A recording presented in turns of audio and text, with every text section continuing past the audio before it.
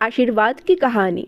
कहानी का समय था एक सुंदर गांव का, जहां लोग संतुलित और खुशहाल जीवन जी रहे थे। इस गांव में एक रहस्यमयी बावड़ी थी जिसे सभी गांव वाले दूर से देखकर भी डरते थे।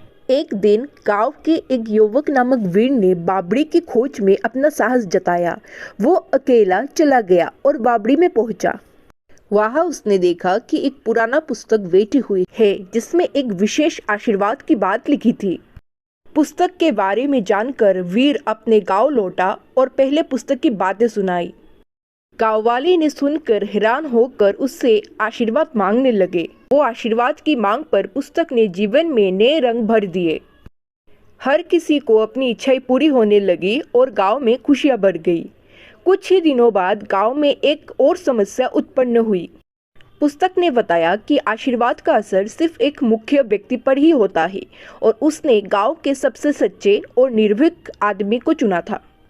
गांव वाले में एक महत्वपूर्ण व्यक्ति को चुनने के लिए मनोबल बढ़ा, परंतु वो व्यक्ति नहीं मिला जिस पर आशीर्वाद हो सकता था। गांव वाले में उत्साह था, लेकिन चुनौती सामने थी। इस समय एक गरीब लड़का नामक आर्यन आगे आया। वो बहुत ईमानदार और मेहनती था, लेकिन गरीबी के कारण उसे कभी मौका नहीं मिला था। गांव के लोगों ने उसे चुना और आशीर्वाद मांगा।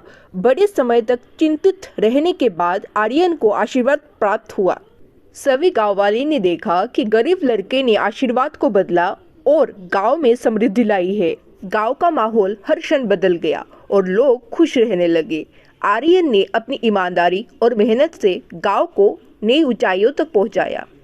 इस रूप में बावड़ी की आशीर्वाद वाली कहानी ने गांव को नई दिशा दिखाई और सभी लोगों को संघर्ष करने की ऊर्जा प्रदान की। ये कहानी सुनकर सभी लोग एक साथ मिलकर आगे बढ़ने का आशीर्वाद लेने लगे।